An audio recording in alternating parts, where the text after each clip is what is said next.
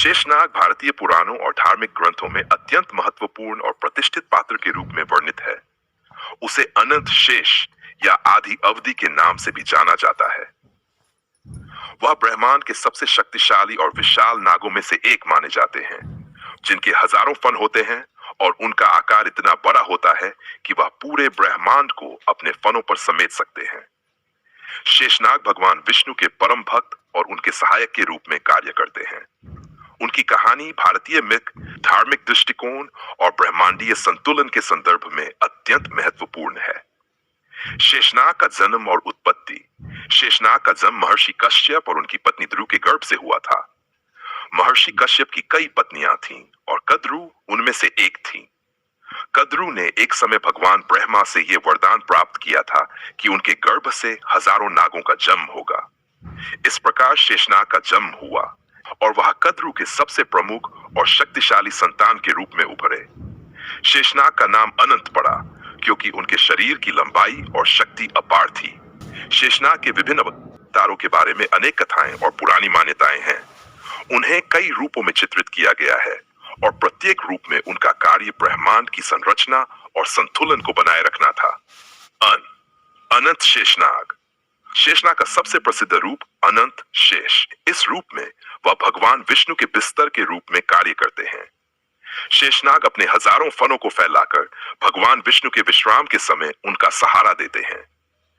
विष्णु शेषनाग के फनों पर आराम करते हैं और ये दृश्य ब्रह्मांडीय संतुलन और शांति का प्रतीक माना जाता है।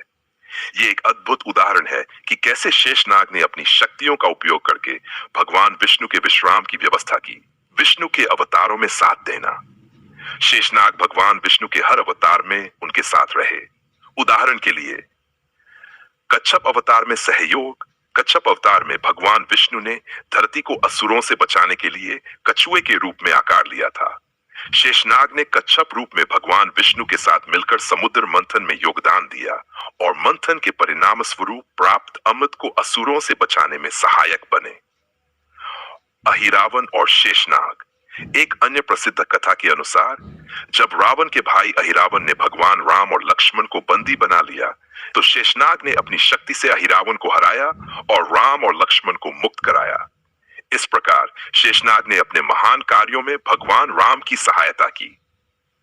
शेषनाग की पत्नी वसुंधरा। शेषनाग की पत्नी का नाम वसुंधरा था। वसुंधरा शेषनाग की सहायक और जीवन संगिनी के रूप में जानी जाती हैं। वह पृथ्वी और प्रकृति का प्रतीक मानी जाती हैं। वसुंधरा का संबंध प्रकृति, पृथ्वी और ब्रह्मांडीय संतुलन से है। उन्हें पृथ्वी की देवी के रूप में पूजा जाता है। शेषनाग और वसुंधरा का संबंध गहरे और स्थिर था, जो ब्रह्मांडीय तत्वों के संतुलन को बनाए रखे अत्यंत महत्वपूर्ण था। शेषनाग और भगवान विष्णु का संबंध। भगवान विष्णु और शेषनाग के संबंध में एक अद्वितीय संतुलन और सौहार्द था। भगवान विष्णु के समस्त कार्यों में शेषनाग का सहयोग और समर्थन अविभाज्य था। शेषनाग भगवान विष्णु के परम भक्त होने के कारण उनके प्रत्येक अवतार में महत्वपूर्ण भूमिका निभाते थे। भगवान विष्णु के शयनकाल में शेषनाग अपने हजारों फनों से उन्हें सहारा देते थे और उनका विश्राम स्थल तैयार करते थे। यह दृश्य ब्रह्मांडीय शांति और संतुलन का प्रतीक था। शेषनाग और विष्णु के संबंध को आध्यात्मिक मित्रता के रूप में देखा जाता है, जहां एक की शक्ति और सहयोग से ब्रह्मांड की व्यवस्था बनी रहती थी। शेषनाग का महत्व और ब्रह्मांडीय संतुलन। शेषनाग का महत्व केवल उनकी शक्ति या रूप में नहीं, बल्कि उनके कार्यों और उद्देश्यों में है। उन्होंने ब्रह्मांड के संतुलन और समृद्धि के लिए अनेक कार्य किए। उनके फनों पर ब्रह्मांड को संतुलित रखा जाता था और उनके कार्यों से पृथ्वी और आकाश का संबंध बना रहता था। शेषनाग का यह कार्य प्रतीक है कि ब्रह्मांड में सभी तत्व एक दूसरे के साथ संतुलन बनाए रखते हैं और प्रत्येक तत्व की भूमिका अति महत्वपूर्ण होती है। शेषनाग की कहानी हमें यह सिखाती है कि ब्रह्मांड के प्रत्येक तत्व का एक विशेष स्थान और उद्देश्य है।